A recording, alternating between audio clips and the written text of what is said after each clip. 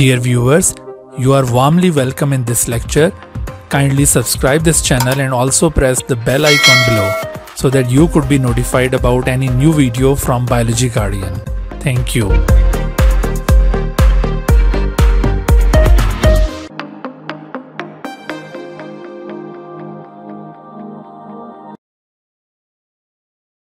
Respiratory system of man.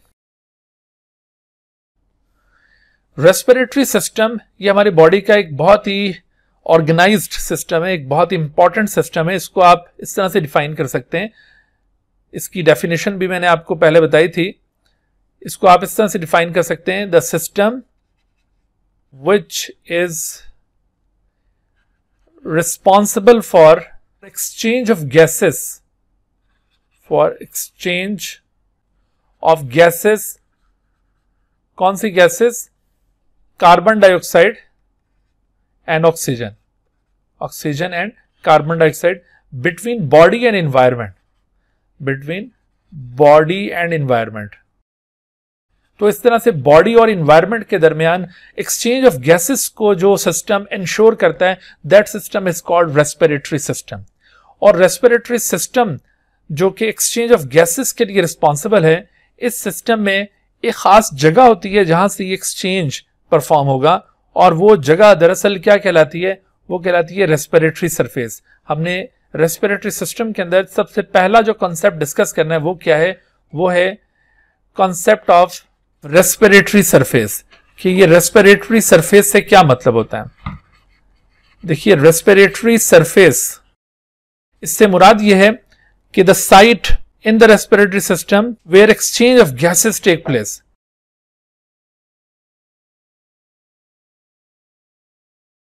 How can we define the respiratory surface? The site for gases exchange in the body is called respiratory surface. मिसाल के तौर पर अगर आपसे पूछा जाए what is the respiratory surface of human, तो आप human के केस में एग्जाम्पल दे सकते हैं। रेस्पिरेटरी सरफेस क्या होगी? आप ह्यूमन के केस में इन जनरल कहेंगे कि respiratory system is our respiratory surface. In general respiratory system को आप कहेंगे, या फिर आप थोड़ा सा और ज्यादा स्पेसिफिक हो तो आप कहेंगे कि रेस्पिरेटरी सिस्टम के अंदर जो लंग्स हैं, ये लंग्स दरअसल हमारी रेस्पिरेटरी सरफेसेस हैं। और अगर और ज्यादा स्पेसिफिक हुआ जाए तो आप कहेंगे कि विद इन द लंग्स जो एयर सैक्स होते हैं, एल्व्यूलाई, तो ये एल्व्यूलाई दरअसल हमारी रेस्पिरेटरी सरफेसेस हैं। ठीक है जी। तो इस तरह से देखो, आपने इन जनरल अगर बात करनी हो तो आप ह्यूमन में रेस्पिरेटरी सिस्टम को रेस्पिरेटरी सरफेस कह सकते हैं, बट अगर मोर स्पेसिफिकली बात की जाए तो within the respiratory system lungs are the respiratory surfaces, और within the lungs actual जो रेस्पिरेटरी सरफेसेस होंगी वो दरअसल एल्व्यूलाई होंगे। तो एल्व्यूलाई क्या होते हैं? ये लंग्स के अंदर छोटे छोटे एयर सैक्स होते हैं। They are very small air sacs within the lungs. जैसे ये हमारा लंग जो कि इस तरह से कॉनिकल शेप का एक स्ट्रक्चर है, तो इस लंग के अंदर ये एक ट्यूब दाखिल होती है, इसे कहते हैं ब्रोंकस, और इस ब्रोंकस से आगे फिर छोटी ब्रोंकाई ओरिजिनेट होंगी, और इन ब्रोंकाई से मजीद छोटी ब्रोंकाई, और इस तरह से करते करते ब्रोंक्यूल्स। तो ये छोटी छोटी जो ट्यूब्स हैं, अल्टीमेटली इनके एंड पर एयर सैक्स प्रेजेंट होते हैं, and those air sacs are called alveoli. इसके एंड पर क्या मौजूद है? छोटे छोटे से एयर सैक्स मौजूद हैं, and those air sacs are called alveoli. तो ये छोटे छोटे एयर सैक्स, एल्व्यूलाई, ये दरअसल हमारी रेस्पिरेटरी सरफेसेस हैं। तो इनमें से कोई एक एल्व्यूलस को अगर हम यहां से बड़ा करके देखते हैं तो हमें यह नजर आता है, ये सिंगल एल्व्यूलस इस तरह से, ये एक बहुत ही थिन एपिथेलियम से बना हुआ है। This is a single alveolus. आप देख रहे हैं ये सिंगल एल्व्यूलस एक बहुत ही थिन एपिथेलियम से बना हुआ ये एक एयर सैक है। तो इस एयर सैक में यहां से ये एयर दाखिल हो रही है, इस जगह पर ये एयर पहुंची है, और उसके बाद फिर इस एयर में मौजूद ऑक्सीजन ने डिफ्यूज करके ब्लड में चला जाना है। ब्लड इस एल्व्यूलस के गिर्द मौजूद है। एल्व्यूलस वर्ड सिंगुलर है, और जबकि एल्व्यूलाई प्लूरल वर्ड है। आप देख रहे हैं इसके गिर्द ये इस तरह से कैपिलरी मौजूद है, ब्लड कैपिलरी, जिसके अंदर ब्लड प्रेजेंट है। तो इस तरह से ये ब्लड और आउटर एयर के दरमियान, ब्लड इस वक्त हमारी बॉडी का इनर इन्वायरमेंट है और ये एयर आउटर इन्वायरमेंट है, तो इनके दरमियान में ये आपको एक्सचेंज होता हुआ नजर आ रहा है। कार्बन डाइऑक्साइड ये ब्लड से निकलकर एयर में आ जाएगी, कार्बन डाइऑक्साइड, और जबकि ऑक्सीजन एयर में से मूव करके ब्लड में चली जाएगी। तो इस तरह से ये ऑक्सीजन और कार्बन डाइऑक्साइड का एक्सचेंज ये इस एल्व्यूलर सरफेस के ऊपर हो रहा है। लिहाजा हमारी जो अल्टीमेट रेस्पिरेटरी सरफेसेस हैं वो हैं एल्व्यूलाई। लेकिन अगर हम थोड़ा सा जनरली बात करें तो हमारी रेस्पिरेटरी सरफेसेस क्या होंगी, लंग्स, या और ज्यादा जनरली बात करें तो हमारी रेस्पिरेटरी सरफेसेस क्या होंगी, रेस्पिरेटरी सिस्टम। ओके, अगर बेटे किसी एमसीक्यू के अंदर ये तीनों ऑप्शंस गिवन हो और पूछा जाए कि which of the following is the respiratory surface of man, तीनों ऑप्शंस हो, तो फिर आप किसको पिक करेंगे, रेस्पिरेटरी सिस्टम को, लंग्स को, या एल्व्यूलाई को? तो ऐसी सूरत, हाँ जी, ऐसी सूरत में आपने एल्व्यूलाई को पिक करना होगा, क्योंकि असूल ये होता है कि हमेशा जो ज्यादा स्पेसिफिक आंसर होता है उसे पिक किया जाता है एमसीक्यूज को अटेम्प्ट करते हुए। ठीक है, उसमें जनरल ऑप्शंस की तरफ हम नहीं जाते, जनरल ऑप्शंस के मुकाबले में स्पेसिफिक आंसर को हमेशा प्रेफर किया जाता है। लेकिन अगर ये एल्व्यूलाई वर्ड ना हो तो फिर दूसरा पॉसिबल आंसर लंग्स हो जाएगा, और अगर लंग्स का ऑप्शन भी नहीं है तो फिर पॉसिबल आंसर रेस्पिरेटरी सिस्टम होगा। और अगर ये भी नहीं है तो ऐसा ना हो कि आप बॉडी का कोई भी सिस्टम उसको आप रेस्पिरेटरी सरफेस कह दें, वो गलत हो जाएगी बात। तो रेस्पिरेटरी सरफेस या तो रेस्पिरेटरी सिस्टम है, या फिर उसके अंदर मौजूद लंग्स, या फिर एल्व्यूलाई। तो ये तो मैंने ह्यूमन की बात की। लेकिन इसी तरह से अगर आप फ्रॉग, मैं एक और एग्जांपल यहां पे साथ कोट करना चाहता हूं, अगर आप फ्रॉग की एग्जांपल लें तो इन केस ऑफ फ्रॉग, मेंढक, ठीक है, इसके अंदर आपको रेस्पिरेटरी सरफेसेस एक से ज्यादा जगहों पर नजर आएंगी। आप देखेंगे कि फ्रॉग में उसकी जो बक्कल लाइनिंग होती है ना, ओरल एपिथेलियम, जो उसकी ओरल कैविटी की लाइनिंग है, वो भी रेस्पिरेटरी सरफेस है। बक्कल लाइनिंग, बक्कल लाइनिंग ये भी उसकी रेस्पिरेटरी सरफेस है। इसके अलावा उसके अंदर मौजूद लंग्स, ये भी उसके रेस्पिरेटरी सरफेसेस हैं, और लंग्स के अंदर एल्व्यूलाई प्रेजेंट हैं, तो ये भी उसकी रेस्पिरेटरी सरफेसेस हैं, एल्व्यूलाई। और इसके साथ साथ फ्रॉग की जो स्किन है वो भी रेस्पिरेटरी सरफेस है, स्किन ऑफ द फ्रॉग। यानी ये तीनों जगहें एक्सचेंज ऑफ गैसेस के लिए इस्तेमाल हो रही हैं फ्रॉग की बॉडी में। लेकिन हमारी बॉडी में ये तीनों जगहें रेस्पिरेटरी सरफेसेस के तौर पर एक्ट नहीं करती। हमारी ओरल कैविटी वहां से एक्सचेंज नहीं हो सकता, हमारी स्किन से एक्सचेंज नहीं हो सकता। हमारे बॉडी में ये एक्सचेंज ऑफ गैसेस सिर्फ और सिर्फ कहां से होगा, लंग्स के जरिए होगा। तो क्या वजह है हमारी बॉडी में ये बाकी जो जगह, जैसे फ्रॉग के पास बक्कल लाइनिंग और स्किन रेस्पिरेटरी सरफेस का रोल प्ले कर रही हैं, हमारे बॉडी में ये चीजें रेस्पिरेटरी सरफेस का रोल क्यों नहीं शो करती? तो उसकी वजह दरअसल ये है कि किसी भी रेस्पिरेटरी सरफेस के लिए, ये जो रेस्पिरेटरी सरफेस हम टर्म यूज कर रहे हैं, इसके लिए कुछ प्रॉपर्टीज का होना जरूरी है। तो जिस जगह पर वो प्रॉपर्टीज मौजूद होंगी वो जगह एक रेस्पिरेटरी सरफेस के तौर पर एक्ट करेगी, और जहां पर वो प्रॉपर्टीज नहीं होंगी तो वो जगह रेस्पिरेटरी सरफेस का रोल प्ले नहीं करेगी। दरअसल वो प्रॉपर्टीज हमारे लंग्स के अंदर मौजूद, इन एल्व्यूलाई के अंदर वो प्रॉपर्टीज कूट कूट के भरी हुई हैं, इस वजह से ये हमारी रेस्पिरेटरी सरफेसेस हैं।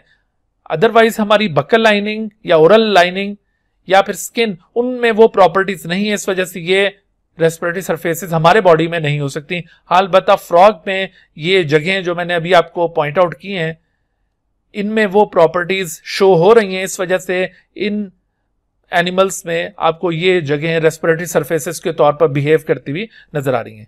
So let's see what are those properties. वो प्रॉपर्टीज कौन सी हैं जो किसी रेस्पिरेटरी सरफेस में जरूर होना चाहिए? तो वो प्रॉपर्टीज हम जरा देख लेते हैं। Properties of respiratory surface. हाँ जी, एक रेस्पिरेटरी सरफेस में जो प्रॉपर्टीज लाजमी तौर पर होना चाहिए, उन प्रॉपर्टीज में सबसे पहली चीज आप देखिए कि there must be the moisture, वहां पर मॉइस्चर की अवेलेबिलिटी होनी चाहिए।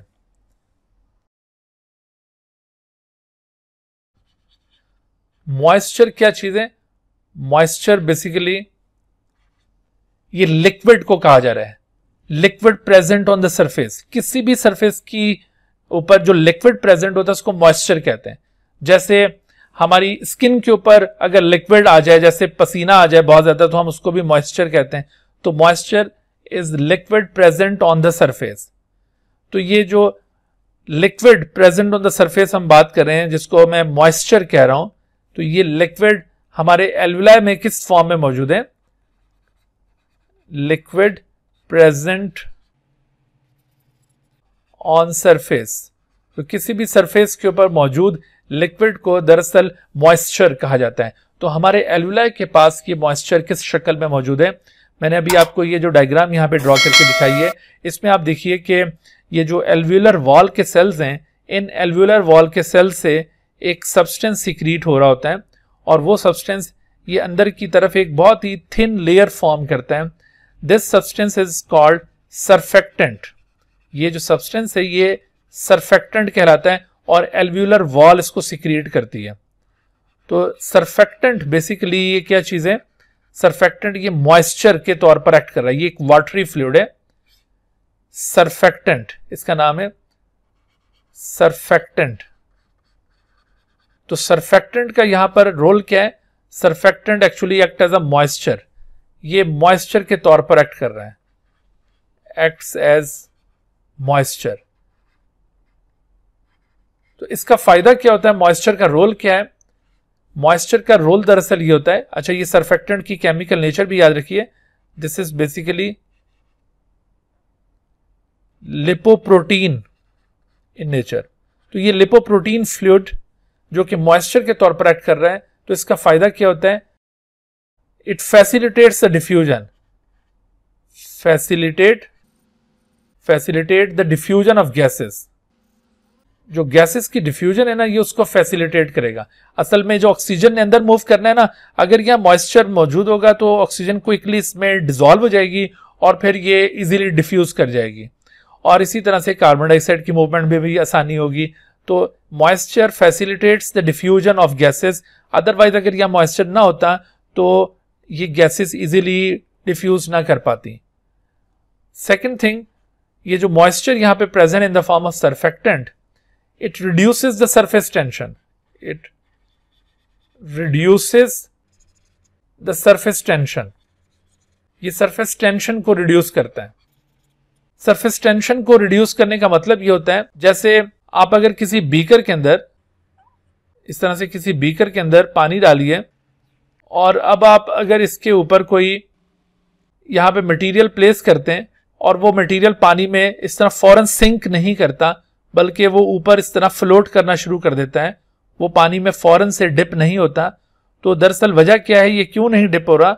वजह यह है कि ये जो पानी की सरफेस है वो एक टेंशन पैदा कर रही है, जिसकी वजह से ये अंदर दाखिल नहीं हो पा रहा। अगर यहां पर कोई ऐसा मैकेनिज्म हो कि ये सरफेस की जो टेंशन थी ये कम हो जाए, तो ये फौरन से अंदर डिप हो जाएगा। यानी ये जो सरफेस टेंशन होती है किसी भी सरफेस की, ये हर चीज के लिए इक्वल नहीं होती, ठीक है। अगर कोई और दूसरी चीज यहां पे रखी जाए जिसके ऊपर ये सरफेस टेंशन कम अप्लाई होगी, तो वो चीज इजीली पानी में दाखिल हो जाएगी। बिल्कुल इसी तरह से देखो, ये जो ऑक्सीजन है ना, ये खुद ब खुद यहां से अंदर मूव नहीं कर पाती जब तक कि इसके लिए यहां पर ये मॉइस्चर अवेलेबल ना हो। तो मॉइस्चर अवेलेबल होगा तो ऑक्सीजन क्विकली उसमें डिसॉल्व हो जाएगी। इस तरह से ये एल्वुलर वॉल ने जो एक सरफेस टेंशन क्रिएट की हुई थी ऑक्सीजन के लिए, वो सरफेस टेंशन कम हो जाएगी और ऑक्सीजन इजीली डिफ्यूज कर जाएगी। तो यहां पर आपने मॉइस्चर का रोल याद रखना है कि moisture actually facilitate the diffusion by reducing the surface tension of the alveolar wall. और इसी तरह से ये जो मॉइस्चर है ना, यहां पर इसका एक और बड़ा अहम फायदा है कि it prevents the collapsing of the alveoli. देखो, ये जो एल्वुलाई है ये कहीं ऐसा ना हो कि जब ये एयर यहां से बाहर निकले तो ये इसकी जो वॉल्स हैं एल्वुलाई की, वो आपस में चिपक जाएं। तो अगर ये वॉल्स इसकी आपस में चिपक गई, इस तरह से ये एल्वुलाई कोलैप्स कर गए, तो फिर दोबारा हो सकता है एयर अंदर दाखिल ना हो सके यहां पर। तो इसको दोबारा कोलैप्स होने से रोकने के लिए ये मॉइस्चर का यहां पर मौजूद होना बड़ा जरूरी है। मॉइस्चर की प्रेजेंस में the wall of alveoli will not be collapsed, ये इस तरह से आपस में चिपक नहीं सकेंगी। समझ आई बात? जैसे आप किसी भी रबड़ के सैक को यूं आपस में दबाएं, तो जब वो दबाते हैं तो उसके बाद छोड़ते हैं तो वो दोबारा खुलता नहीं है, ठीक है ना, वो आपस में उसकी दीवारें चिपक जाती हैं। आप समझ रहे? जैसे कोई ड्रॉपर है ना, ड्रॉपर, उसके पीछे रबड़ का सैक लगा हुआ होता है, तो आप उसको यूं प्रेस करते हैं तो ऐसी सूरत में उसकी दीवारें आपस में चिपक जाती हैं, खुलती नहीं है, तो वो ड्रॉपर काम करना छोड़ देता है। ठीक है, तो इस तरह से आप देखिए कि यहां पर भी अगर ये जब एयर निकलती और इसकी जो दीवारें हैं एल्वियोलस की, अगर ये आपस में चिपक जाती तो दोबारा एयर अंदर नहीं आ सकती थी। But because of the presence of this moisture, अब इसकी जो एल्वियोलर वॉल्स हैं वो आपस में चिपक नहीं पाएंगी और इजीली दोबारा से एयर अंदर दाखिल हो सकेगी। So these are the benefits of the moisture. ये सरफेक्टेंट के रोल आपने याद रखने हैं। तो आपको मैंने पहली प्रॉपर्टी क्या बताई कि there must be a moisture, there must be a surfactant along the respiratory surface। तो अगर इस रेस्पिरेटरी सरफेस के ऊपर ये मॉइस्चर अवेलेबल है तो ऐसी सूरत में that respiratory surface will be a good respiratory surface. अच्छा, उसके बाद फिर देखिए नेक्स्ट, गैसेस के लिए परमिएबिलिटी का होना भी वहां पे जरूरी है। परमिएबिलिटी फॉर द गैसेस, कि वो जो रेस्पिरेटरी सरफेस है ना, that should be the permeable. What is mean by permeability?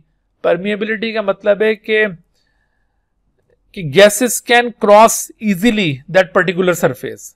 Permeability से मुराद है कि ability of the sheet to allow the movement of material across. Permeability से क्या मुराद होती है? परमिएबिलिटी से मुराद है किसी भी मेम्ब्रेन या किसी भी वॉल के अक्रॉस जो मटेरियल को मूव करवाने की कैपेसिटी होती है ना, उसको दरअसल परमिएबिलिटी कहा जाता है। तो वो जो रेस्पिरेटरी सरफेस है that should be the permeable for the gases, यानी वो गैसेस को मूव करने के लिए अलाउ करे। ऐसा ना हो कि वो गैसेस को मूव करने के लिए अलाउ ही ना करे तो फिर वो रेस्पिरेटरी सरफेस नहीं हो सकती। फिर इसी तरह से देखिए कि मस्ट बी थिन।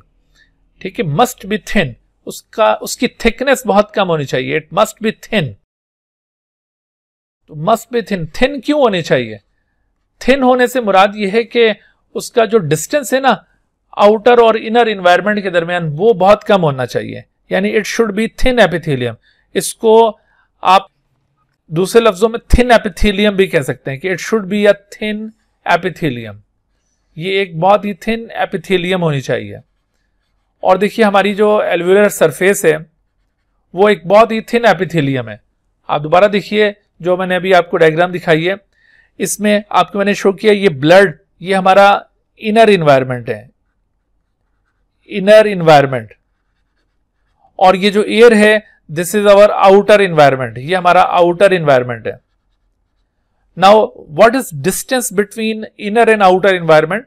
अब देखिए इनर इन्वायरमेंट और आउटर इन्वायरमेंट के दरमियान जो डिस्टेंस है, this distance is just 2 cell thicken distance, यानी एक सेल मोटी दीवार ये इसकी कैपिलरी वॉल है और एक सेल मोटी दीवार ये इसकी एल्वियोलस की वॉल है। ठीक है, तो एल्वियोलस की वॉल भी जस्ट 1 सेल थिकनेड है और कैपिलरी वॉल भी जस्ट 1 सेल थिकनेड है।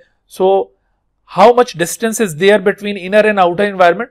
Just 2 cell thickened distance is there, and this 2 cell thickened distance is enough distance for the movement of gases across. ये 2 cell thickened distance is 1 millimeter से भी less है. This is just less than 1 millimeter. तो ये less than 1 millimeter जो आपको distance नजर आ रहा है, this is enough distance for the movement of gases.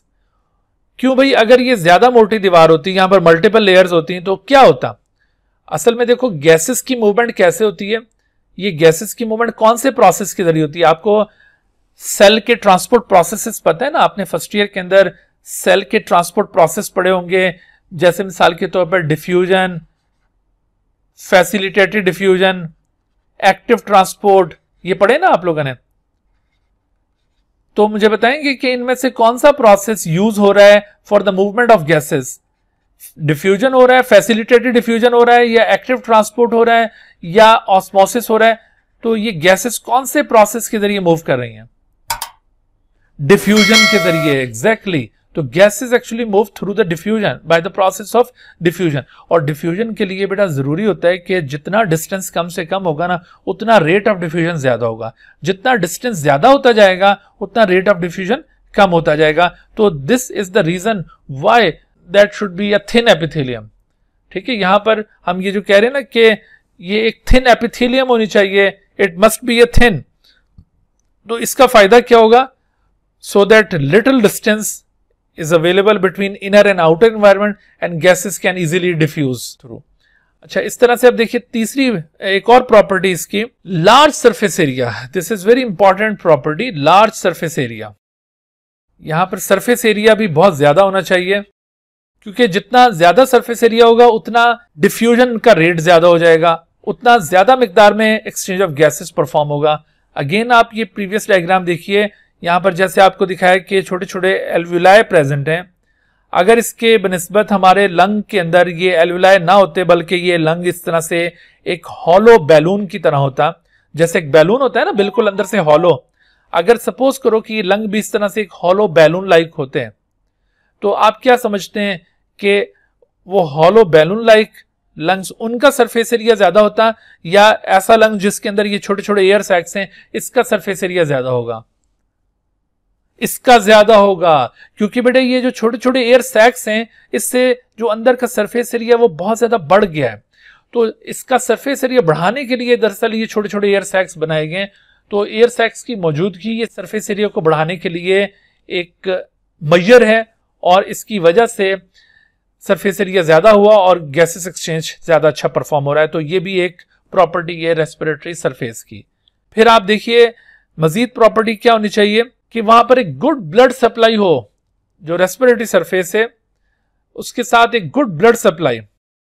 और ये गुड ब्लड सप्लाई ये कैसे मुमकिन हुई है?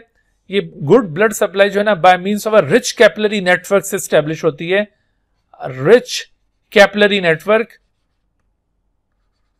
आप देखिए हमारे जो एल्वुलाई हैं, अगेन ये प्रीवियस डायग्राम में आते हैं, the alveoli are covered by capillaries from all side. यानी ये कोई एल्वुलस है तो उसके चारों तरफ आपको कैपिलरीज का नेटवर्क नजर आएगा, उसके चारों तरफ, ये चारों तरफ से ये कवर्ड है। यानी इसको मैं थोड़ा सा यहां बड़ा करके दिखाऊं तो आपको ये यूं नजर आएगा। देखिए मिसाल के तौर पर ये एक सिंगल एल्वुलस है, और ये सिंगल एल्वुलस इसके चारों तरफ आपको कैपिलरीज का एक डेंस नेटवर्क मिलेगा। ये कैपिलरीज के इधर से भी गुजर रही हैं, इधर से भी गुजर रही हैं, यहां से भी गुजर रही हैं, यहां से भी। तो ये कैपिलरीज ऐसे नहीं है कि सिर्फ एक कैपिलरीज के किसी एक एंड पर प्रेजेंट हो, बल्कि it is covered completely by the capillaries. Capillaries ने इनको चारों तरफ से यूं घेरा हुआ होता है। सो इस तरह से आप देखिए कि there is a dense capillary network around the alveoli. और उससे फायदा क्या होगा? उससे फायदा होगा कि जितना ज्यादा कैपिलरीज इसको कवर करेंगी, उतना पॉइंट ऑफ कांटेक्ट ज्यादा हो जाएगा between inner and outer environment. ये जो अभी मैंने लिखा है ना कि इनर एनवायरनमेंट है ये ब्लड, और ये आउटर एनवायरनमेंट है, तो जितनी ज्यादा कैपिलरीज इसके गिर्द मौजूद होंगी, उतना point of contact between inner and outer environment ज्यादा होगा, और जितना पॉइंट ऑफ कांटेक्ट ज्यादा होगा उतना एक्सचेंज ऑफ गैसेस ज्यादा एफिशिएंटली परफॉर्म हो सकेगा। ठीक है जी। तो इस तरह से आपने देखा कि हमारी जो रेस्पिरेटरी सरफेसेस हैं उनके अंदर ये कुछ प्रॉपर्टीज का होना जरूरी है। अगर वो प्रॉपर्टीज मौजूद होंगी तो ऐसी सूरत में वो गुड रेस्पिरेटरी सरफेस के तौर पर वो जगह एक्ट करेगी। एक आखिरी प्रॉपर्टी हम और इसमें ऐड कर लेते हैं, और वो क्या है? वो है वेंटिलेशन। यहां पे वेंटिलेशन की प्रॉपर्टी हम ऐड करेंगे। वेंटिलेशन किसे कह रहे हैं? देखिए वेंटिलेशन से मतलब ये है बेटा, जैसे हमारे घरों में, हमारे कमरों में रोशनदान होते हैं ना, उसको वेंटिलेटर भी कहा जाता है, कि वहां से हवा की आमदोरफ्त रहती है, हवा अंदर आ रही होती है और फिर बाहर जा रही होती है। बिल्कुल इसी तरह से वो जो रेस्पिरेटरी सरफेस है ना, उसके साथ एयर का फ्रीक्वेंट इनहेल और एक्सहेल होना चाहिए। यानी इस रेस्पिरेटरी सरफेस के साथ एयर मुसलसल यूं अंदर आए और फिर बाहर निकले, फिर अंदर आए फिर बाहर निकले। ऐसा ना हो कि यहां पर कभी एयर आ जाए और फिर काफी देर तक एयर यहां पर वापस आए ना। तो यहां पर वेंटिलेशन होनी चाहिए, और वो वेंटिलेशन कैसे कर मुमकिन होती है कि इन एयर सैक्स के साथ ये एयर ट्यूब्स एसोसिएटेड हैं, और इन एयर ट्यूब्स के जरिए एक पूरा एयर पैसेज वे बनता है, लिहाजा हम अपने नॉस्ट्रल्स के जरिए या अपने ओरल कैविटी के जरिए मुसलसल एयर को इनहेल कर रहे होते हैं और वो एयर यहाँ पे पहुंच रही होती है और मुसलसल उसको एक्सहेल भी कर रहे होते हैं। इवन हम जब सो रहे होते हैं तो तब भी ये जो एयर का आना और जाना है ये जारी रहता है, यानी वेंटिलेशन यहाँ पर जारी रहती है। ऐसा नहीं है कि हम अगर सो जाएं तो ये वेंटिलेशन रुक जाएगी, या हम अगर कमरे में हैं तो वेंटिलेशन रुक जाएगी, तो ये किसी भी हालत में ये वेंटिलेशन नहीं रुकती। और इस तरह से आप देखिए कि ये प्रॉपर्टीज जो मैंने आपको पॉइंट आउट की हैं, जब ये प्रॉपर्टीज किसी जगह में मौजूद होती हैं तो वो जगह एक रेस्पिरेटरी सरफेस के तौर पर एक्ट करेगी। ठीक है, तो रेस्पिरेटरी सरफेस के तौर पर जो जगह एक्ट करती है उसके अंदर लाजमी तौर पर ये प्रॉपर्टीज होनी चाहिए। तो इन प्रॉपर्टीज के बगैर वो जगह रेस्पिरेटरी सरफेस का रोल प्ले नहीं कर सकती। अब यहां पर आपसे क्वेश्चन पूछा जा सकता है कि write down any 3 properties of respiratory surface. आपने ये सारी लंबी चौड़ी तकरीर नहीं करनी जो मैंने आपको समझाने के लिए की है, आपने यहां पर जस्ट ये जो मैंने प्रॉपर्टीज एनलिस्ट की हैं, आपने इस तरह की शॉर्ट क्वेश्चन में जस्ट उन प्रॉपर्टीज को एनलिस्ट कर देना है। ठीक है, कि आपसे क्वेश्चन पूछा जा सकता है कि write down any 3 properties of respiratory surface, तो आप इनमें से कोई सी 3 प्रॉपर्टीज वहां पे पॉइंट आउट कर सकते हो और इस क्वेश्चन का आंसर बिल्कुल जस्टिफाई हो जाएगा। ठीक है बेटा, ये बात यहां पर क्लियर हो गई? Well done. चलें जी, कल इंशाल्लाह फिर दोबारा इसको कनेक्ट करते हैं हम। Okay ji, Allah Hafiz. Dear viewers, thank you for watching this video. If you have not subscribed this channel, kindly subscribe it and also press the bell icon below so that you could be notified about any new video lecture from Biology Guardian. And also do not hesitate to ask any question regarding this lecture. My contacts are shown on the screen. Thank you once again.